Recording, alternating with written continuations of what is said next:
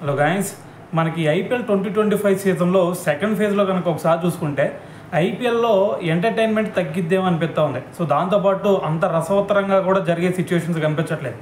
ఎందుకంటే మనకి ఈ క్వాలిఫై కనుక దాని తర్వాత ఈ ప్లే ఆఫ్ సీజన్ కనుక ఒకసారి చూసుకుంటే మనకి క్వాలిఫైర్ 1, దాని తర్వాత ఎలిమినేటర్, క్వాలిఫైర్ 2, దాని తర్వాత ఫైనల్ వచ్చేసరికి మనకి 29th నుంచి 3rd వరకు జరుగుతాయి.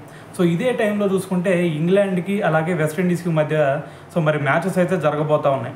సో మరి వాళ్ళకి వచ్చేసరికి ఇదే టైంలో ఓడే సిరీస్ జరుగుతుంది. మరి ఆ ఓడే సిరీస్కి మరి ఇటువైపు ఒక ముగ్గురేమో వెస్టిండీస్ ప్లేయర్స్ ఐపీఎల్ ఆడుతూ ఉన్నారు.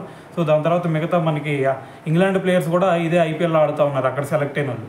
సో మరి ఇటువంటి సిచ్యువేషన్లో మరి వాళ్ళ బోర్డ్స్ కూడా ఖచ్చితంగా వాళ్ళని రావాలని చెప్పేసి సో వాళ్ళకైతే ఆర్డర్స్ కూడా పాస్ చేయడం జరిగింది.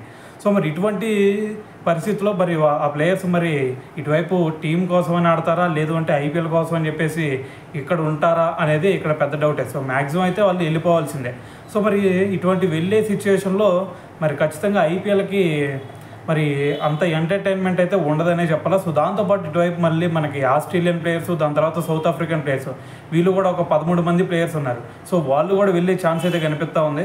సో ఏదైనా సరే మరి ఐపీఎల్కి ఇది ఒక బిగ్ షాక్ అని చెప్పాలి. సో ఏదైనా సరే మరి దీని గురించి మరి మీరేమనుకుంటున్నారు అనేది కూడా కింద కామెంట్ చేయండి.